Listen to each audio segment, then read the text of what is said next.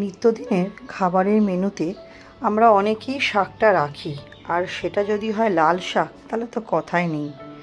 নমস্কার বন্ধুরা, ঘরোয়া রান্না বাই চৈতালিতে সবাইকে স্বাগত জানাই। আজকে আমি লাল শাকের একটি খুবই সাধারণ এবং অন্যরকম একটি রেসিপি আপনাদের সামনে নিয়ে এসেছি।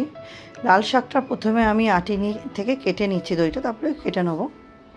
লাল শাক খাওয়াটা ভীষণই ভালো, এর মধ্যে যেমন ভিটামিন সি আছে, প্রচুর পরিমাণে ফসফরাস আছে, পটাশিয়াম আছে। এটা খেলে শরীরের আপনার যে দুর্বলতা ভাব আছে সেটাও কেটে যাবে, আর স্বাস্থ্যের জন্য ভালো এটা খাওয়া। আর এমনি তো ডাক্তাররা শাকটা খেতে বলে। লাল শাকের আমি এই শিকড়গুলো কেটে বাদ দিয়ে তারপর লাল শাকটা আমি ছোটো ছোটো করে কেটে নেব। বন্ধুরা, এরকমভাবে লাল শাক বানালে এটা এতটাই খেতে সুন্দর হয় যে গরম গরম ভাতে যদি প্রথম পাতে লাল শাকের এরকম একটা রেসিপি থাকে, তাহলে বন্ধুরা এই দিয়ে আপনার অনেকটা ভাত খাওয়া হয়ে যাবে। দেখুন, শিকড়গুলো আমি ঠিকমতো কেটে নিয়ে একটা ঝুড়ির মধ্যে নিয়ে নিলাম। এবার এটাকে একটু ভালো করে আগে ধুয়ে নেব, তারপরে আমি কেটে আবার ধোবো, কারণ একটু বালি বালি ভাব থাকে যেহেতু, সেই হিসাবে। বা আপনি পুরো কেটে নিয়েও ধুতে পারেন। আমি ফার্স্টে ধুয়েছি একবার, এবার আমি কেটে নিয়ে আরেকবার ধোবো লাল শাকগুলোকে।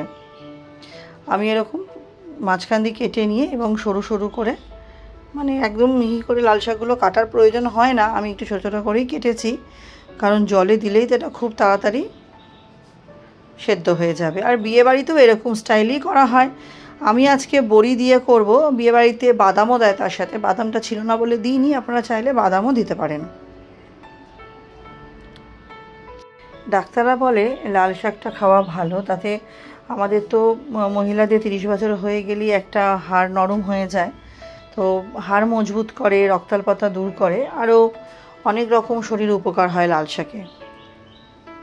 লাল শাকগুলো আমার সবগুলো কাটা হয়ে গেছে, এটা আমি আরেকবার ধুয়ে নেবো। আর এদিকে আমি কড়াইতে তেল বসিয়ে দিয়েছি, তার মধ্যে আমি একটু বড়িগুলো ভেজে নিচ্ছি। যেহেতু প্রথমেই বললাম লাল শাকটা আমি শুধুমাত্র বড়ি দিয়ে করব, বাদামটা ছিল না বলে দিইনি।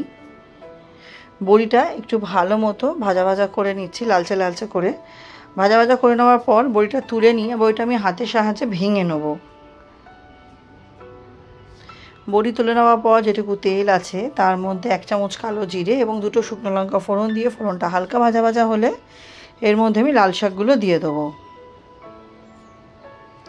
পুরো লাল শাকটা দিয়ে, লাল শাকটার মধ্যে আমি প্রয়োজন অনুযায়ী নুন দেব, খুবই অল্প, এবং দেবো হলুদ দিয়ে খুব ভালো মতো লাল শাকটা আমাকে ভেজে নিতে হবে, ভাজা ভাজা করে নিতে হবে।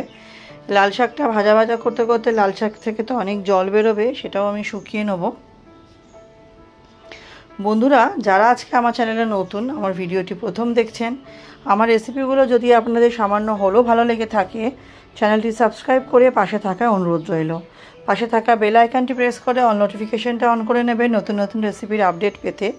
এবং ভিডিওটি স্কিপ করবেন না, স্কিপ করলে তো পুরো পদ্ধতিটাই মিস করে যাবেন। এবং একটি অনুরোধ থাকলেও অবশ্যই ভিডিওটি একটি লাইক দিয়ে দেখা শুরু করবেন। আপনারা অনেকেই ভিডিও দিচ্ছেন কিন্তু লাইক দিতে ভুলে যাচ্ছেন।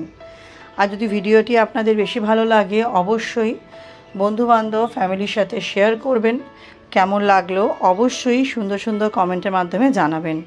আপনাদের একটা কমেন্ট বা একটা লাইক আমাদের জন্য অনেক অনুপ্রেরিত হই, অনেক আরও বেশি কাজ করার ইচ্ছা হয়। দেখুন, যেটুকু জল বেরিয়েছে সেটাও আমি ভালো মতো আবার শুকিয়ে নেব।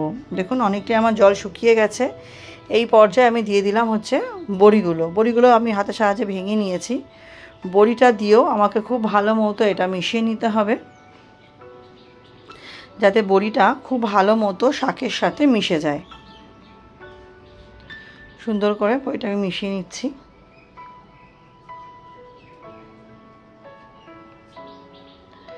এবার মিশিয়ে নেওয়ার পর কিছুক্ষণ আমি এটা রাখবো যাতে ভালো মতো মজে যায়। আর সবার লাস্টে দিয়ে দিলাম হচ্ছে 1 চামচ মতো পোস্ত।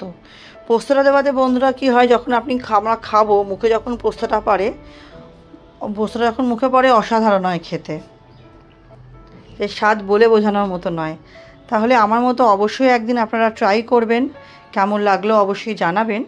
আজকের মতো আমার ভিডিওটা আমি এখানেই শেষ করছি। কেমন লাগলো অবশ্যই জানাবেন। আর আপনারা আমার সাথে ভিডিওতে শেষ অবধি থাকার জন্য, ভিডিওটি দেখার জন্য আপনাদের সকলকে অনেক ধন্যবাদ। সবাই খুব ভালো থাকবেন, সুস্থ থাকবেন।